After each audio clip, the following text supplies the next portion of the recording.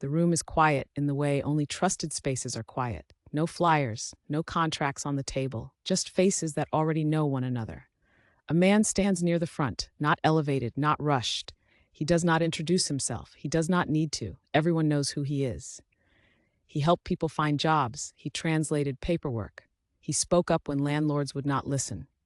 Now he is offering something else, an opportunity meant only for people like them. The returns sound steady, not flashy. The risk sounds low. The explanation is simple. He says banks do not understand their community. He says regulators move slow. He says this is how people like them get ahead. Heads nod, checks are written, cash changes hands, trust does the rest. Months later, money will stop moving. Questions will surface behind closed doors. Regulators will begin pulling records that never should have been trusted to silence. By the time the truth is public, the damage will already be done. This was not a random scam. It was targeted, it was patient, and it was built on something far more valuable than money. Chapter 1. The offer you do not question. The gathering takes place after hours, once the regular business of the day has ended. The doors are closed, phones are lowered. The people inside are familiar with one another through shared language, shared struggle, and shared history. Some arrived in the country decades earlier, others came recently. All understand what it means to rely on one another when formal systems feel distant or hostile. The man speaking does not stand behind a podium. He leans against a table, relaxed. His authority does not come from titles. It comes from presence. For years, he has been the one people turn to when paperwork is confusing or rules seem designed to exclude them. He knows which offices respond faster. He knows who to call. He knows how things really work. He begins by reminding the room where they come from, the barriers they faced, the way banks turned them away when they first tried to open accounts, the loans that never came through, the fees that ate into what little they had. He frames the opportunity as a solution born from experience, not greed. This is not about getting rich. This is about keeping money within the community. The investment is described as private, not secret, but selective. Only people who understand the culture. Only people who can be trusted not to draw attention. He explains that outside scrutiny complicates things. Regulators ask questions that slow progress. Paperwork creates delays. This system avoids all of that. It moves faster. It works quietly. There are no printed prospectuses, no formal explanations of strategy. Instead, there are stories. A cousin who doubled his savings in a year. A friend who paid off debt sooner than expected. A small business owner who finally had breathing room. Each example is offered casually, as if the success is ordinary. Early participants confirm the results. They talk about monthly returns that arrive on time. They mention how easy it was to get started. Some describe the relief of seeing money grow without having to navigate institutions that never seemed built for them. Their confidence carries more weight than any spreadsheet. Money is collected in different ways. Some write checks, some transfer funds through personal accounts, others bring cash. Receipts are informal, records are minimal. Everything is framed as temporary until the next phase begins, when the structure will be more formal, more official. That moment never arrives. The man emphasizes discretion. He warns against discussing the opportunity with outsiders. Not because there is anything wrong, he says, but because misunderstanding breeds problems. He reminds them how quickly authorities can interfere when they do not understand cultural context. He positions silence as protection, not concealment. Oversight is barely mentioned. When someone asks about regulation, the answer is vague but confident. The investments are described as private arrangements. Exemptions are referenced without specifics. The reassurance rests on his tone, not on documentation. As weeks pass, the group grows. Invitations extend outward through family ties and social networks. Each new participant arrives with built-in trust, reassured by the people who brought them in. The circle widens, but the structure remains opaque. Payments arrive as promised. The consistency quiets doubts. Success stories circulate more than questions. Anyone who hesitates is reminded of missed chances in the past. The fear of being left behind pushes people forward. From the outside, there is little to see. No advertising, no public claims, no obvious red flags. Transactions blend into everyday financial noise. The amounts increase steadily, but not dramatically enough to attract immediate attention. Inside the community, the investment becomes part of conversation, not openly celebrated, but quietly acknowledged, a shared secret that feels empowering. Participation becomes a marker of belonging. What no one in the room can see is the imbalance forming beneath the surface. The growth outpaces any legitimate explanation. New money begins to support old promises. The system depends entirely on confidence. At this stage, nothing has collapsed. No one has lost money yet. The danger lies not in what has happened, but in how unquestioned it all feels. Trust has replaced verification. Loyalty has replaced oversight. The pool of money continues to expand. It grows faster than the explanations offered for how it works. Chapter 2. Paper trails and quiet doubts. The first problem does not arrive as a collapse.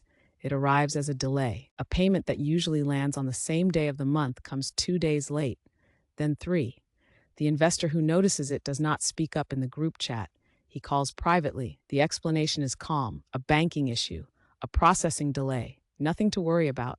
The money arrives the following week. Relief settles in. The moment passes.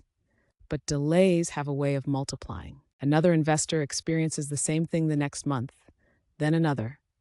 Each time, the issue is handled quietly. Questions stay off public channels. People are encouraged to be patient. They are reminded that the system works best when it is not stressed by panic. Inside the community, silence is framed as responsibility. Raising concerns publicly, some are told, could draw the wrong kind of attention. Outsiders would not understand.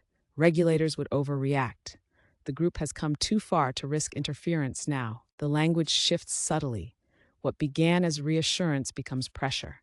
Loyalty is implied. Doubt is treated as weakness. Anyone who asks too many questions is reminded of how much the organizer has already done for others. Gratitude becomes leverage. At the same time, money keeps flowing in. New participants continue to arrive, brought by relatives and trusted friends. They hear the success stories first, not the delays. The structure of trust insulates the core from scrutiny. Information travels unevenly, carefully filtered by relationships. Outside the community, a different process is unfolding.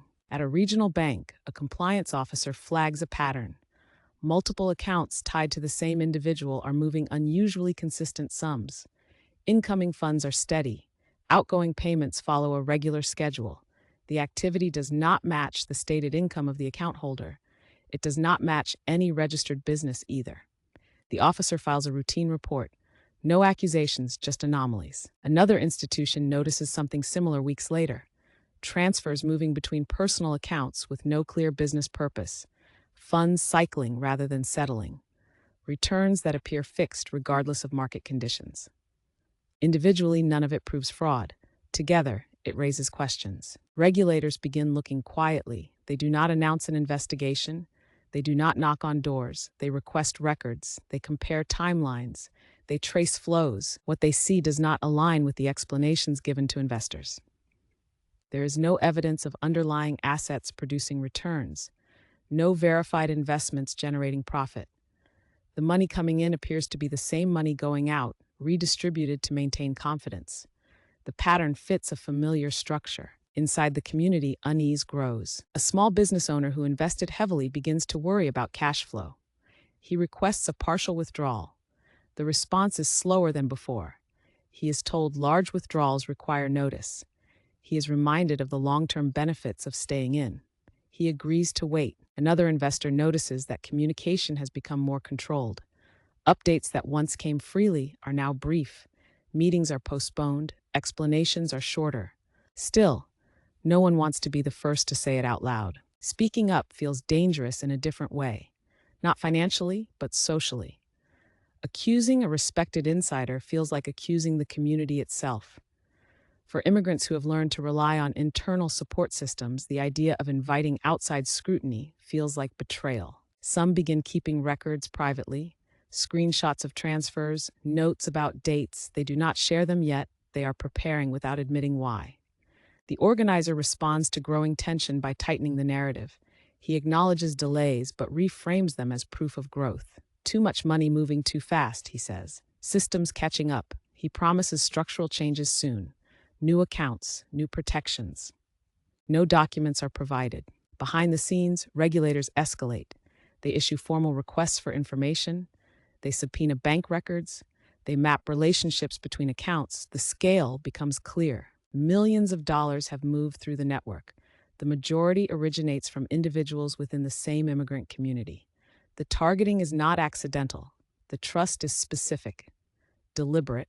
Investigators interview financial professionals familiar with Affinity fraud. The description matches closely. Insiders leveraging cultural bonds, appeals to shared identity, discouragement of outside verification, emphasis on discretion. The investigation remains sealed. Inside the community, cracks form. A whistleblower considers speaking to authorities. She worries about retaliation, not violent but social. Isolation, accusations of disloyalty.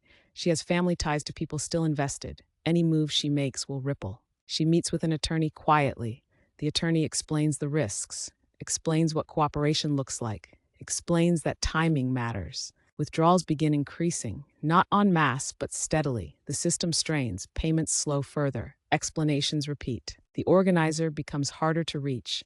Messages go unanswered longer. Meetings are rescheduled more often. When he does appear, his tone is defensive rather than confident.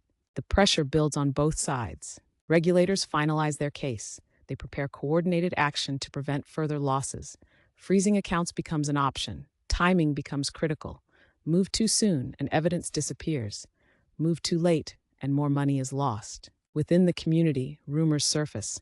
Someone heard something from a cousin. Someone else noticed police vehicles near a bank branch. Nothing is confirmed. Anxiety spreads. Trust begins to fracture along quiet lines. Those who invested early and made money feel defensive. Those who invested later and are waiting feel exposed. Conversations become careful. Words are chosen cautiously. The organizer sends out a message calling for calm. He frames the moment as a test, faith versus fear. He urges everyone to stand together. At the same time, withdrawals spike sharply. The math no longer works. Regulators schedule the enforcement action. Warrants are prepared. Press statements are drafted but not yet released. Investigators coordinate across agencies. The moment approaches when silence will no longer be possible. As the final withdrawals process, alarms trigger inside financial systems. Accounts lock. Transfers halt midstream.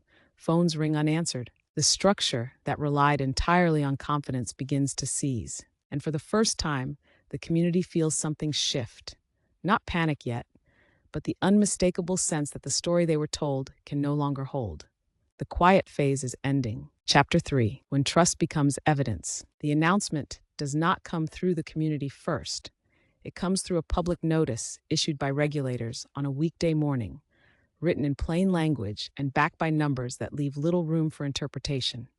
Accounts have been frozen, and enforcement action has been filed. The operation is identified for what it is: a Ponzi scheme that relied on new investor funds to pay earlier participants. Losses are measured in the millions. By the time most phones light up across the community, messages collide. Some people read the notice in disbelief, scanning for mistakes, for misunderstandings, for anything that might suggest this is temporary. Others feel a sudden, heavy clarity.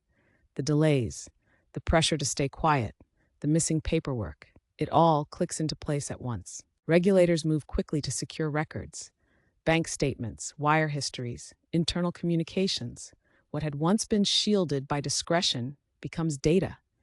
Investigators trace the flow of money with precision, mapping how funds entered, moved, and exited the network. The pattern is consistent. New contributions supported existing obligations. There was no independent source of revenue. The structure had always been hollow. The organizer is detained and questioned. His public confidence disappears under scrutiny. Statements that once sounded reassuring are now compared against documentation. Claims of legitimate investment activity cannot be substantiated. Explanations shift. Timelines blur. Investigators separate what can be proven from what was merely promised. Inside the community, the reaction fractures along lines of experience and timing. Those who entered early and withdrew more than they invested struggle with guilt. Some insist they had no idea. Others argue they were victims too, manipulated by the same trust. Those who invested late, who never saw returns, feel anger sharpen into betrayal. Savings meant for homes, education, or retirement are gone or frozen indefinitely. Meetings are called, not to plan investments, but to process shock. People argue over responsibility. Some blame regulators for acting too late. Others blame themselves for not questioning earlier. A few still defend the organizer, insisting the system could have recovered if not interrupted. The evidence does little to change their belief. Trust, once given, does not withdraw easily. Regulators hold press briefings. They explain the mechanics of the fraud carefully. No sensational language, no accusations beyond what records support. They outline how affinity fraud works, how shared identity becomes a shield, how cultural trust is exploited to bypass skepticism. They emphasize that the targeting was deliberate. The losses are calculated conservatively. Only confirmed investments are counted. The total is still staggering. Millions of dollars taken almost entirely from members of a single immigrant network. The concentration is undeniable. Civil actions begin. Victims file claims seeking recovery. The process is slow and uncertain. Some assets are seized, others are already gone. Money that moved through multiple accounts is difficult to trace completely. Recovery will be partial at best. Criminal charges follow based on documented violations. Prosecutors outline the case methodically. Misrepresentation, fraud, money laundering where applicable. Each charge tied to specific evidence, each allegation supported by records. There is no dramatic courtroom scene, just procedure. Sentencing comes later. The penalties reflect both the scale of the losses and the method of deception. The court acknowledges the harm extended beyond finances. The damage to trust, to community cohesion, is noted explicitly. But punishment does not restore what was taken. In the months that follow, the community changes in subtle but lasting ways. Informal financial help becomes rare. Requests for assistance are met with hesitation. Where trust once moved freely, now verification is demanded. People who once relied on shared language and history now ask for contracts, licenses, and proof. Community leaders step forward to address the rupture. Workshops are organized, financial literacy sessions, warnings about affinity fraud. Speakers explain how to verify investments, how to check registrations, how to recognize red flags. The tone is careful. No one wants to appear accusatory, but the caution is unmistakable. Some relationships never recover. Families argue over who introduced whom. Friendships end quietly. Shame lingers, especially among those who encouraged others to invest. Even when intentions were good, the outcome feels unforgivable. Regulators reflect internally on the case. They review how long the scheme operated before detection. They examine reporting thresholds. They consider whether earlier intervention could have reduced losses. Policy discussions follow. Adjustments are proposed, but systems move slowly. Affinity fraud remains difficult to catch precisely because it hides inside trust. The case becomes a reference point in future investigations. Training materials include anonymized examples from it. The pattern is taught, the warning signs emphasized. Still, enforcement agencies acknowledge the limits of oversight when communities self-police and discourage outside scrutiny. For the victims, closure is incomplete. Some recover a portion of their funds, others recover nothing. Many rebuild slowly, starting from less than they had before. The financial setback compounds existing vulnerabilities. Dreams are delayed or abandoned.